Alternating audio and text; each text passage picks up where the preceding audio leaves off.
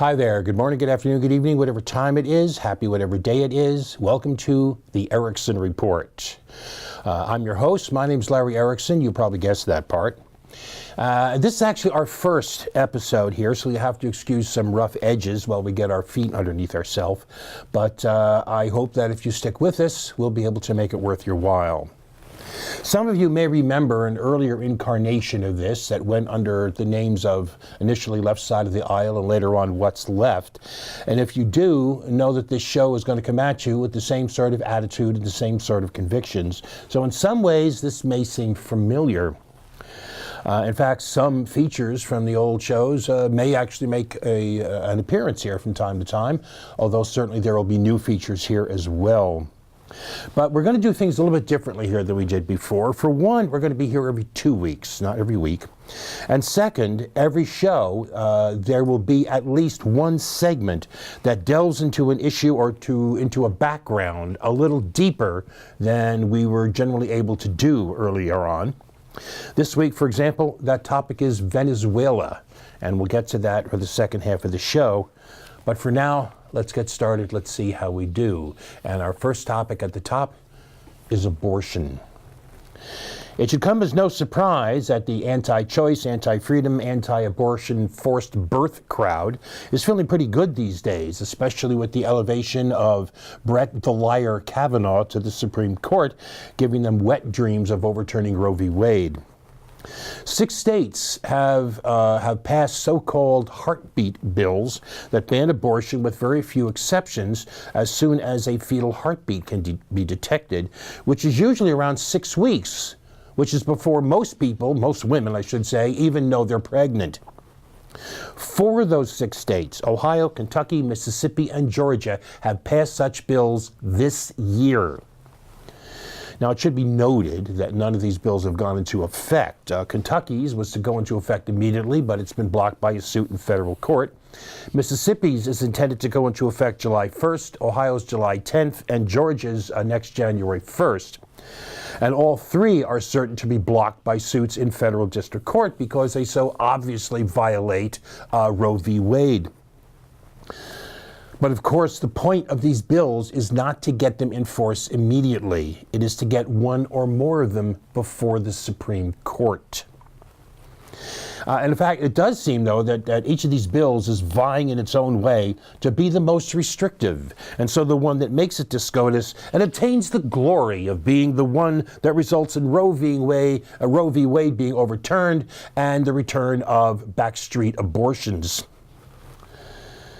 Last November, for example, a federal judge ruled Mississippi's ban on abortion at 15 weeks to be unconstitutional, and the state responded by banning it after 6 weeks, and adding that a physician who performs an abortion after that time could lose their state medical license.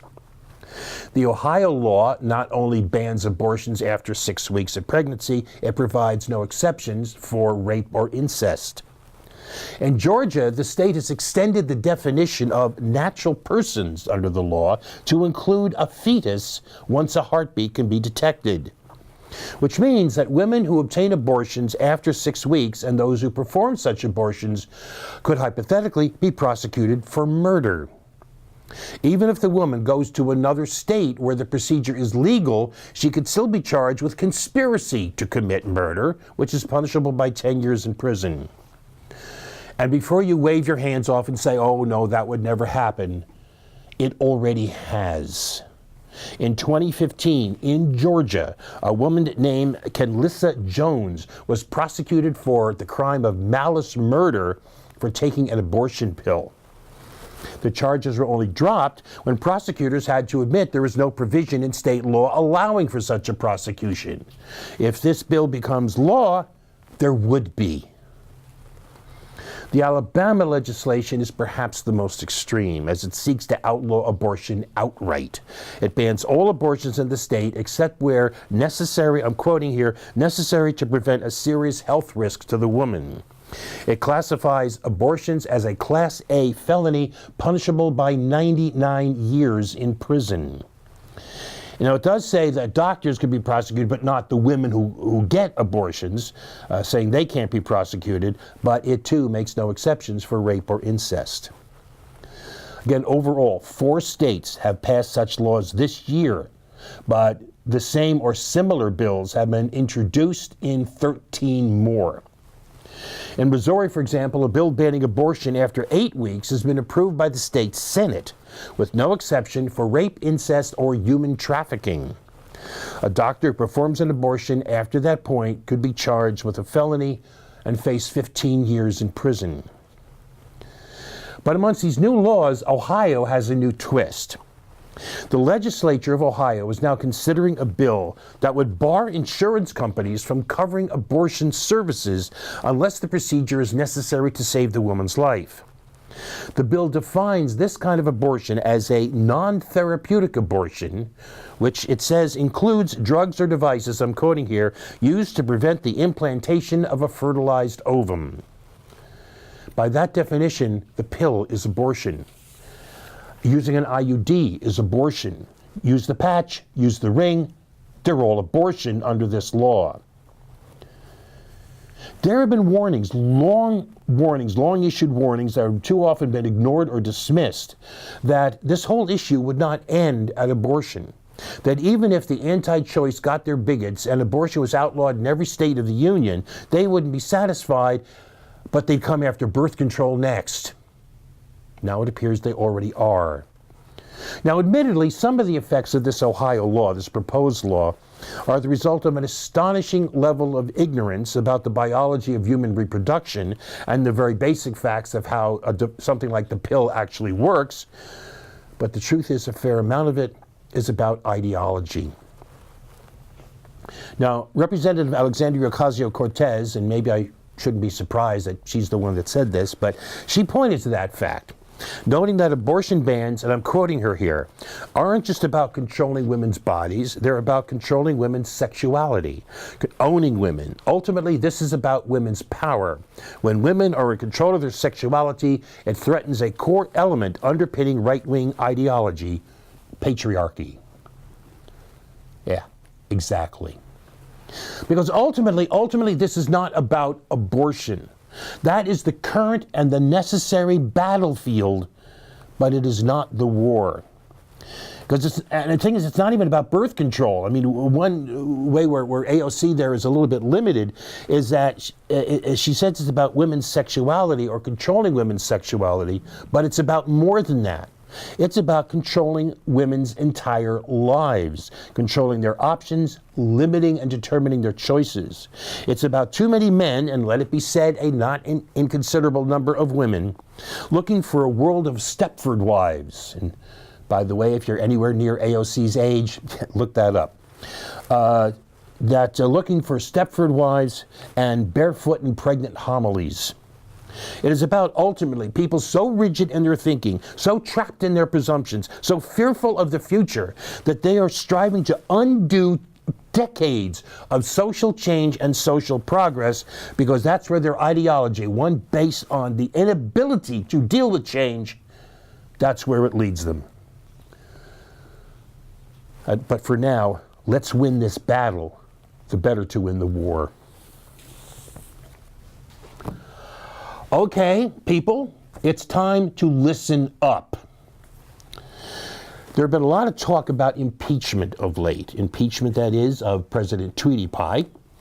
Some folks say it has to happen, some say it's inevitable, some say there's no point. And of course, his defenders insist that nothing he's done or been accused of doing justifies it, it's all fake news. And in any event, nothing rises to the constitutional definition of treason, bribery, and other high crimes and misdemeanors. Well, listen up. We cannot not do this. We cannot not impeach. We cannot say that what we have seen is acceptable. We cannot say that obstruction of justice is acceptable. We can't say ignoring the emoluments clause is acceptable. We can't say cooperating with agents of a foreign government in order to influence our elections is acceptable. We can't allow endorsing white supremacy to be okay. We can't say returning to the days when bigotry was the law of the land is okay. We can't say a president acting like a mafia boss is okay. We cannot not do this. Even if we know we'll lose, ultimately, even if we know that the right-wing Senate and the jackasses in the Senate will never convict him, even if we are fearful that the mouth-breathing bigots who make up a significant part of his base will get all riled up, we can't not do this. The contrary argument is that it's better to avoid the conflict and just beat him in the 2020 elections, an argument spun mostly by people like Nancy Cluck Pelosi, whose sole concern is how impeachment might affect the political fortunes of the Democrats in the 2020 elections, preferring to run and hide for fear of what the goppers might say about them in that event, as if they wouldn't say it anyway. The argument is based on a claim about the Clinton impeachment, noting that his popularity went up in its wake. But that presumption is weak, if not bogus. For one thing, Bill Clinton was a popular president. His rating was in the mid-50s to the low 60s throughout all of 1997. When the scandal broke into the media in January 1998, it was 60. Trump is an unpopular president. His approval rating has never been above 46. It's averaged about 42, and it's often in the upper 30s. Second, the Clinton impeachment was seen by many as purely political. But some argued that the impeachment was wrong on its face because this was a personal matter that had nothing to do with his job as president, so it did not involve offenses to the body politic, which are the sort of offenses that the authors of the Constitution intended to be the target of impeachment. You can't say any of that about Donald Trump. What's more, waiting for the election doesn't resolve the issue of the damage we have already seen. If we let this pass, we are saying that a president can obstruct justice, ignore the emoluments clause, break campaign finance laws, undermine constitutional government and corrupt the political process, ignore lawful subpoenas, refuse to obey laws even when the plain black letter of the law says otherwise, subvert the very rule of law by turning the Attorney General of the United States into their personal lawyer, subvert free speech by encouraging violence against demonstrators, subvert the free press by, among other things, declaring their own Twitter feed is the only source of truth, even refuse to recognize Congress as a co-equal branch of government, all with no consequences beyond maybe losing an election. We cannot let this pass without at least trying to lay down a marker saying this is unacceptable. Listen up, people. We cannot not impeach. And we're going to take a break.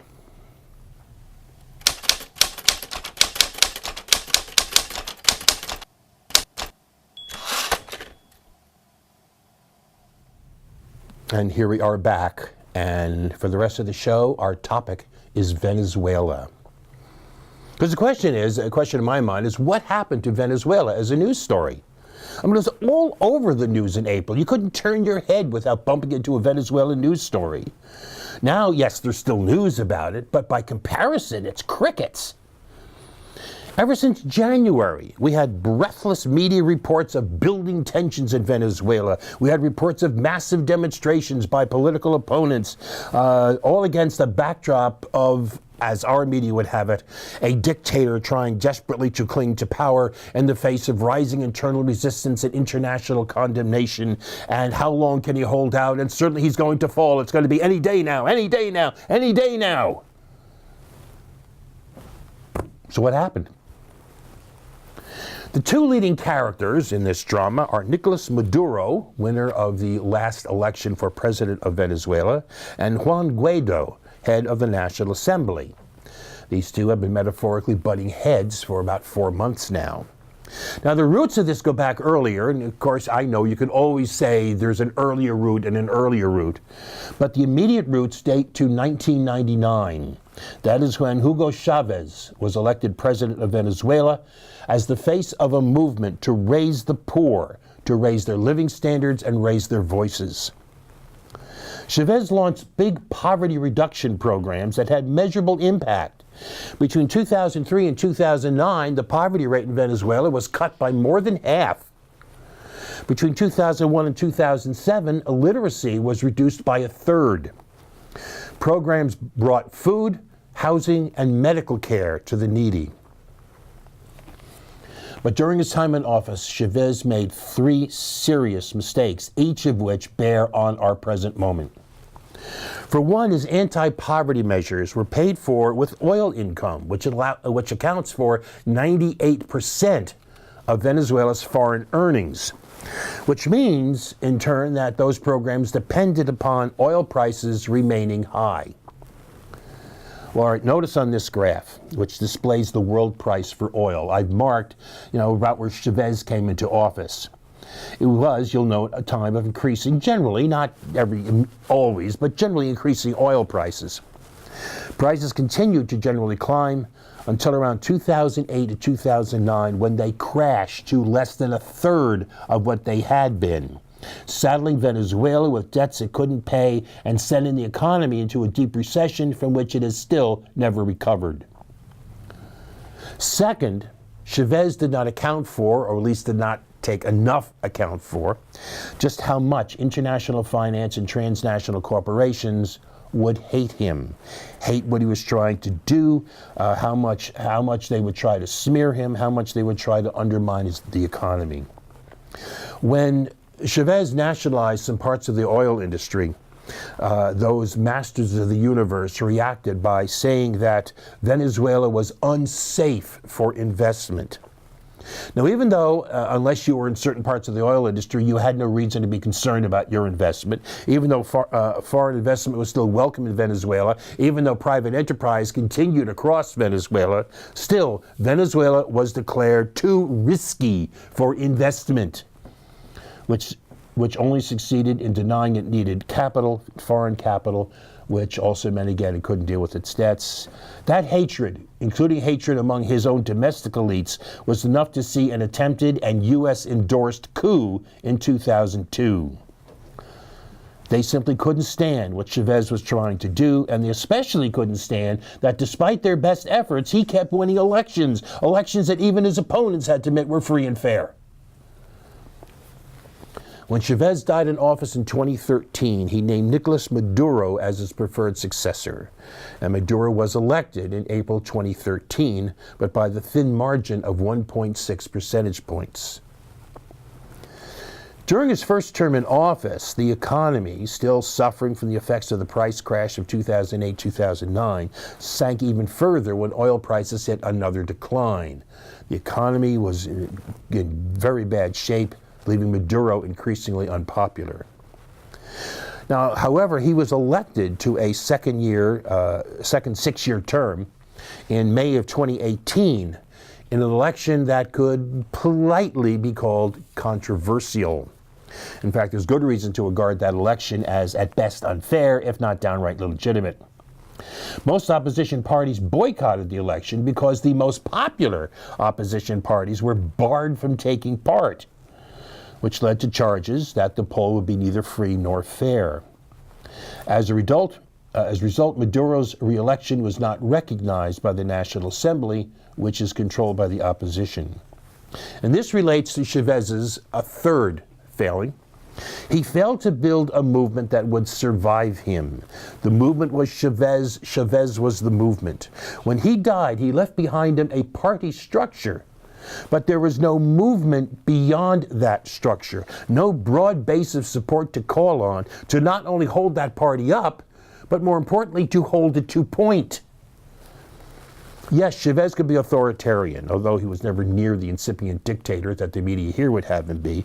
But he could, yes, be authoritarian, but at least on his behalf it could be said that to the degree he was authoritarian, it was in pursuit of that idea of raising the poor. For Maduro, being authoritarian, and he certainly is that far more than Chavez ever was, being authoritarian is in service to the idea of staying in power.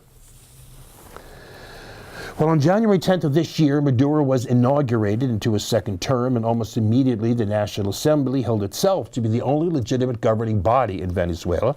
And Guaido, as head of the Assembly, declared himself the only legitimate, and called himself acting president. The U.S. almost immediately recognized Guaido, and the players were all in place. The U.S. got others to go along with their recognition of Guaido, and intentionally they set this conflict in Venezuela up as an ideological proxy war between their hideous phantasm specter of socialism on the one hand and blooming fields of flowers of democracy on the other. The crisis in Venezuela deepened and sharpened, complete with the U.S. repeatedly dangling the possibility of sending in the Marines. Now, during this time, the U.S. kept claiming its only interest was the welfare of the people of Venezuela, but that bluntly was a lie. Already reeling from a deep recession caused by those oil price crises, Venezuela has been hit with 2 rounds of economic sanctions by the United States. The first, in August 2017, prohibited the Venezuelan government from borrowing in U.S. financial markets, making it, as a practical matter, impossible for it to restructure its foreign debt, therefore impossible to obtain new loans, which made it impossible to recover from the recession and caused oil production to crash. Look at this graph of oil production. It compares the output of Venezuela and Colombia, but what's important is the blue line. That marks Venezuela. I want you to notice the vertical dashed line, the one closer to me. It marks the point at which the 27 sanctions were imposed. Notice what happens to Venezuela's oil production in the wake of that. The result was to drive the economy from a state of very high inflation to one of hyperinflation, with all the attendant effects on the population. The second set of sanctions were laid down in January of this year, and they prohibit the sale of Venezuelan oil in the United States.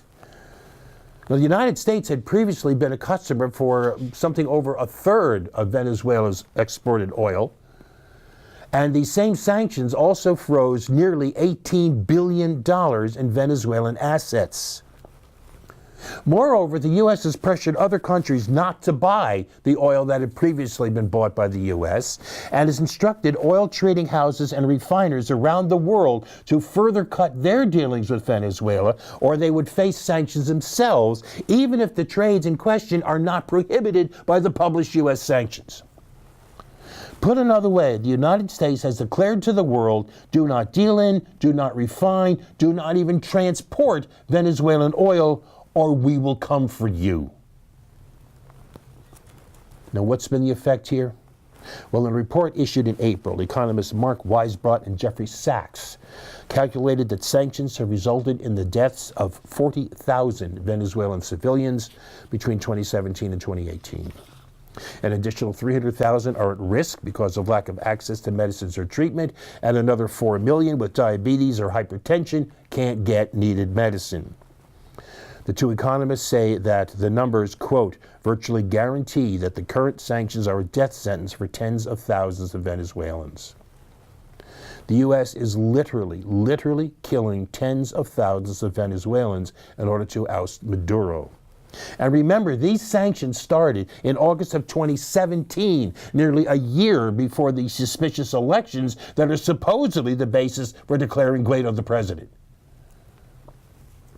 The lie about the welfare of the people of Venezuela also led to that staged relief caravan at the border of Colombia, with the U.S. bringing trucks of aid to these starving, desperate people of Venezuela because the U.S. government was just so moved by their need.